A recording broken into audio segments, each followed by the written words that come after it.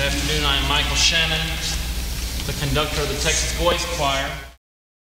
Michael Shannon taught me how to channel my passion, how to imagine things in the most passionate way and fulfill my dreams through passion, and he instilled music inside of me, which I use today in other things that I do at work as well.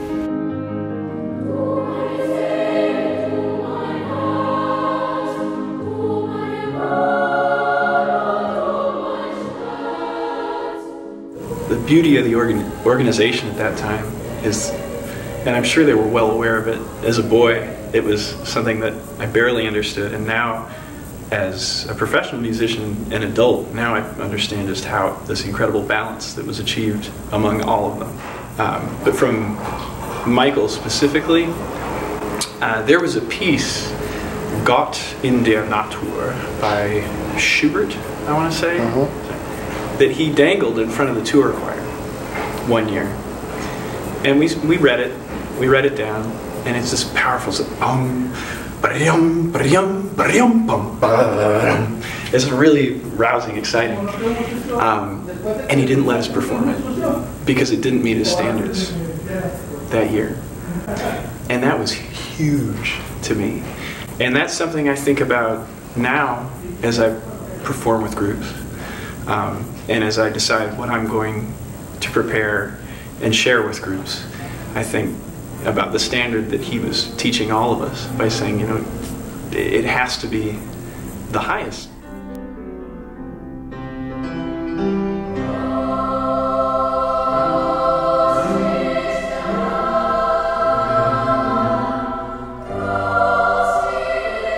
Fabulous time because we had more projects than we had boys. So we were juggling, and they were all premier projects.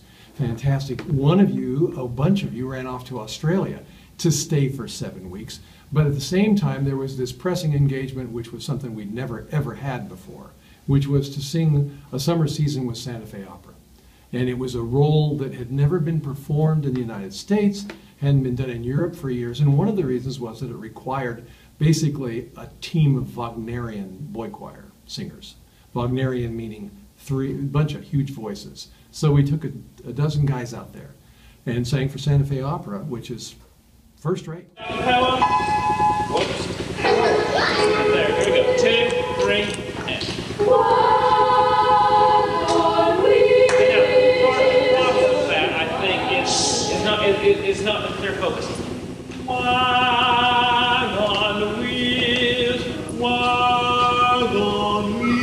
Well, that's naturally going to be out of tune. Can I have the brightness in the cheeks, please? And kick, look, boys, take the deep breath, take the breath up under the third to make it very much in tune. Look. I really enjoyed the tour under Michael Shannon. It was very enjoyable. 7 weeks of my life that I will never forget. And it was one of the best experiences of my life. Well, it was both unique and it wasn't overly strict, like a lot of the other directors in the choir had been in the past. He made things more enjoyable, and he just had this outstanding professionalism that I try to idealize today. What's something I want to correct up, please? I want that held out. I want that chord. 1, 2. I want it held out through the alto solo. That's one of the problems that I'm feeling that's so bare when I hear it out in the audience, is that you're giving them no support down there. So could you please hold that chord out until they have sung? Can I hear that again, please? Can I hear Old Dan and I? Right there. 2, 3.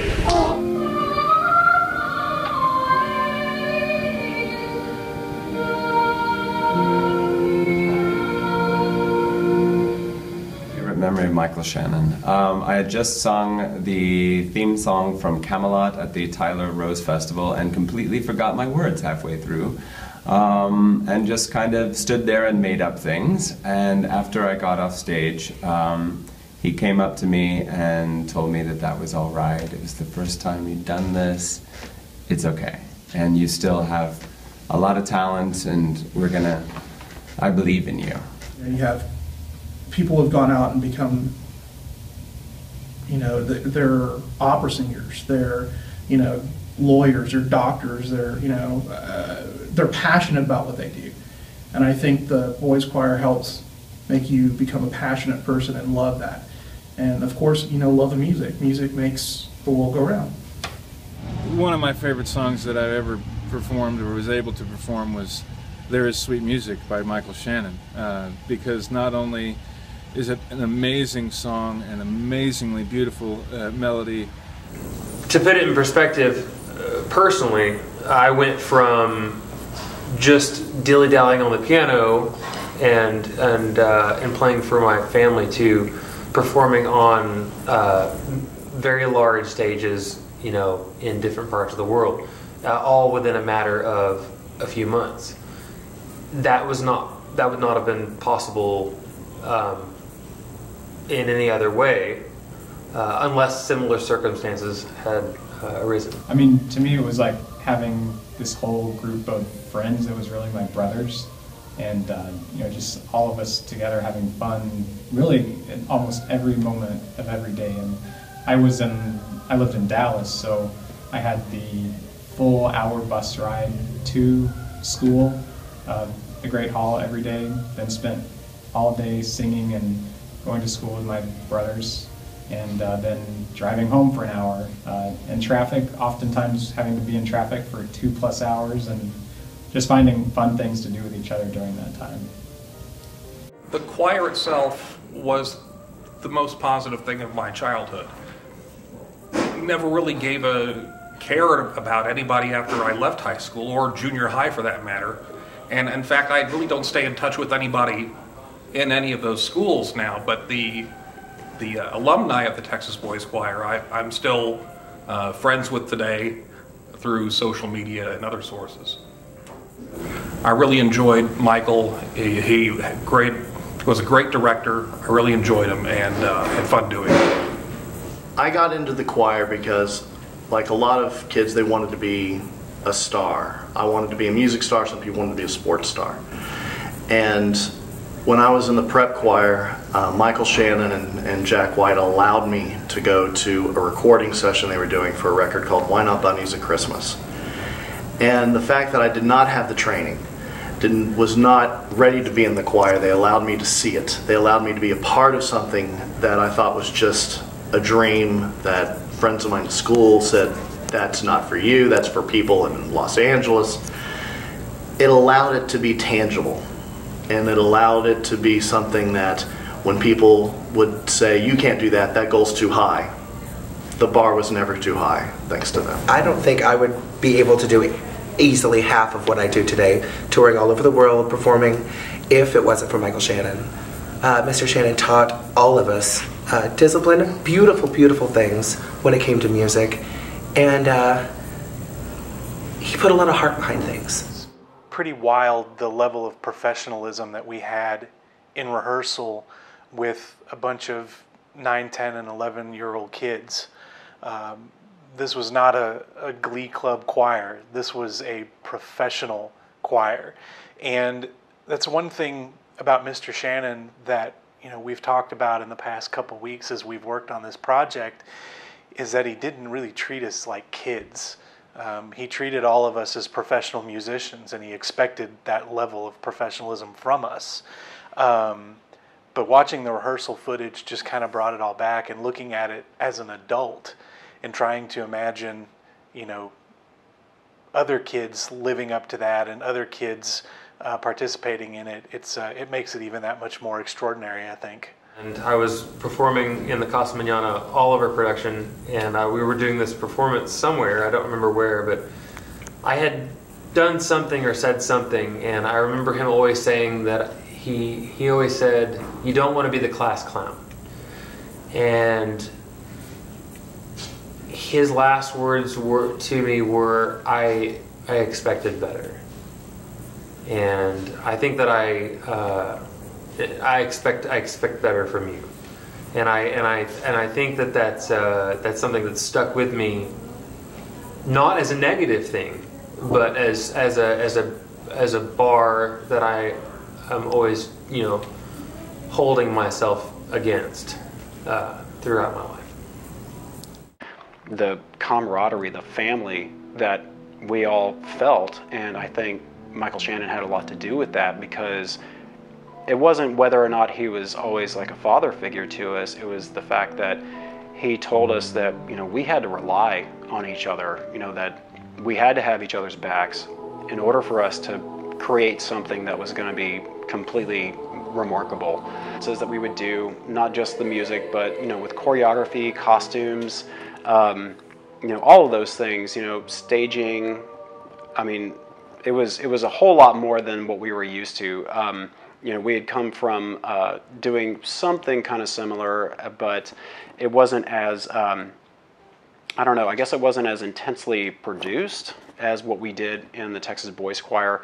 I think at one point we actually had like a professional choreographer come in and teach us all the moves and how to stand. And there was one part when we were doing 500 Years where Chance has to lean backwards when all of us have our fingers in his face going, 3 more days, and he's leaning way back. Well, most people would know if they looked or watched that performance that it's not really humanly possible to lean that far back. So my job was to hold on to Chance's right arm with both of my hands while he leaned backwards. And of course, it was behind everybody else's, you know, standing in front of us. So that way he could lean all the way back without falling flat on his back. That was pretty cool, I gotta say, because I looked up to Chance a lot, and so the fact that I got to actually, you know, hold his hand or keep him from falling over, you know, on his back and everything, I thought that was pretty cool. The costumes and everything, oh man, it was definitely, it was nice not to be in those, you know, choir robes, that's for sure, but being thrown into a, you know, colonial style, you know, soldier type uniform, that was, I wasn't quite ready for that. Well, sometimes where you have to do quick changes and they only have maybe about 30 seconds, so it takes a person to get dressed in a matter of about almost 5 minutes or so, depending on what it is, really.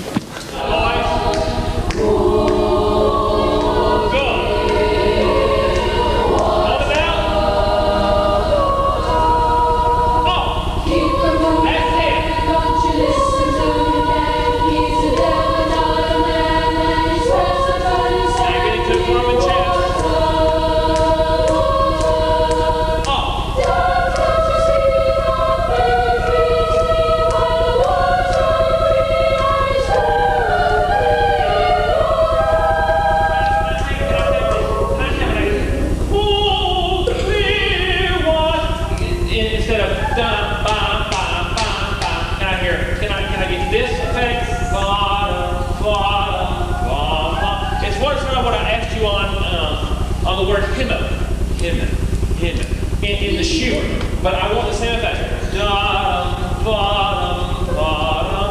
Cool, clear water.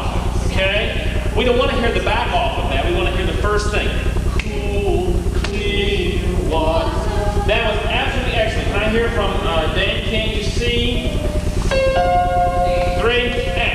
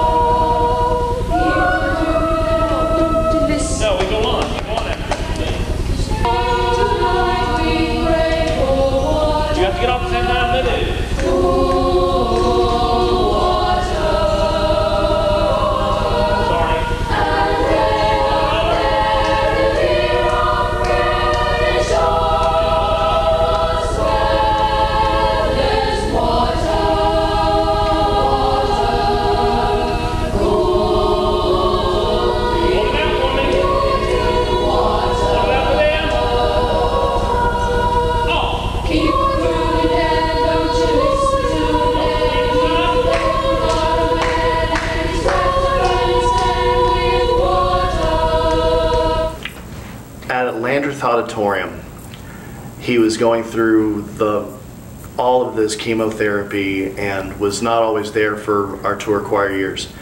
And Jack Noble White and Alan Barado stepped in his wake and trained us underneath him on days he couldn't be there for health reasons. And they took us on the road. We did the first initial tour without him because he couldn't physically do it.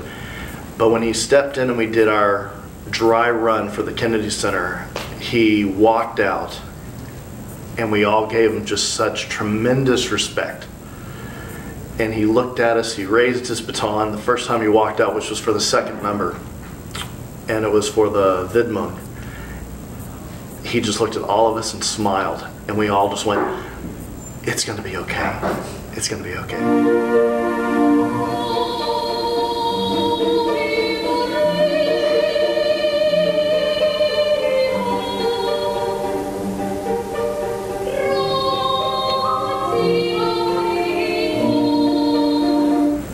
Well, he pretty much set an excellent example of how to behave professionally and how to just approach performance. We performed a Benjamin Britten piece, Abraham and Isaac, and performing alongside him, he treated me as an equal. And he told me so, you know, at the time, that he made me feel extremely special and made me feel like I'd risen to a level where I deserved to be performing alongside him there. And that was a pretty important moment for me.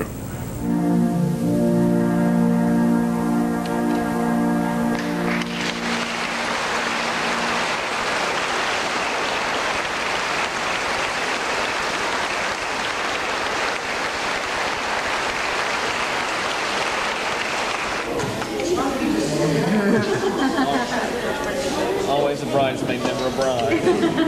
Oh, I like that better.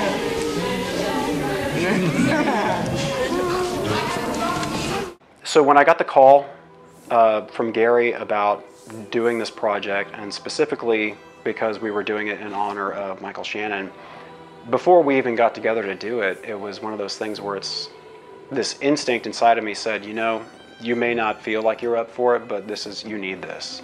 You need to go. You need to see these guys.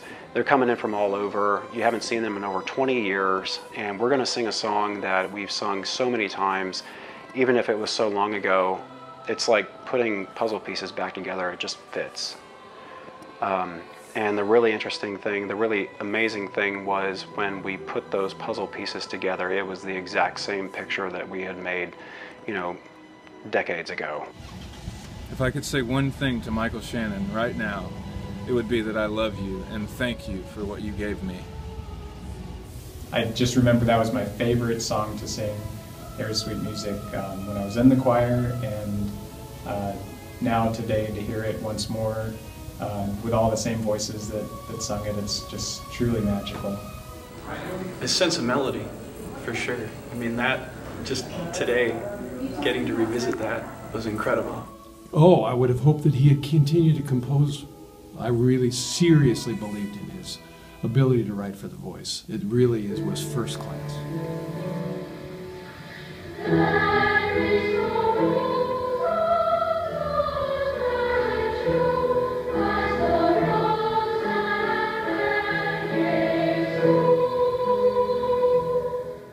If I could say one thing to Michael Shannon, you know, I could always say thank you, but I think for me specifically, it's, you know, thank you for letting me into the family. You know, thank you for letting me feel like I had been there all along.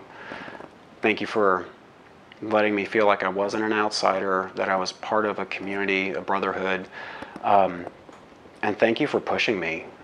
Thank you for making me realize that I couldn't just settle for mediocre, that there was a lot more inside of us, and he was just going to keep pushing enough to where we actually became, you know, even better than we thought we could. And I wouldn't know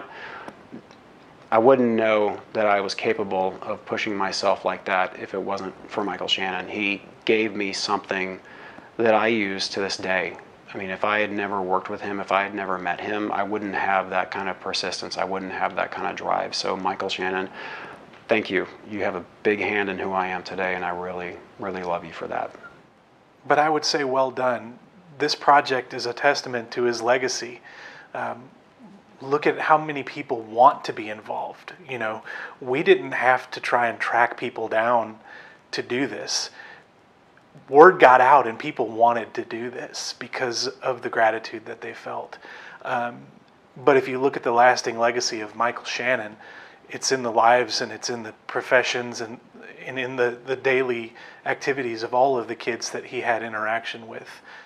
The transition actually was the most important thing that he told me. He said that do not stop singing. Do not stop singing between the change of voice, because if you stop singing, then the system, it's such a huge shift. There's the possibility that the coordination will be lost, and so that was really the most important thing that he told me.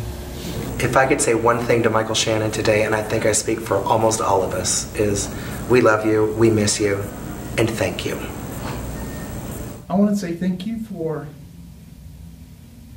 telling me it's okay to be myself. You are the reason that I continued to sing, that I got my master's at Eastman, that I wanted to be a performer, and I wanted to continue singing. And I'm so very, very grateful for that, and I miss you. And I wish you could have been there to see all the accomplishments that I have made in years past. And you're the reason why I did it all. So. Hi, this is Kyle Mims. Unfortunately, I'm not able to join all the other guys back in Texas. I'm here in Hong Kong awaiting the birth of my daughter. But I do want to let you know how important Michael was and is to my life. His passion for his craft and his demand for excellence inspired me as a choir boy to do my best. I try to emote that same passion in my classroom when I teach my students. Michael is truly alive in our spirits, our memories, our actions, and in our voices. There is sweet music.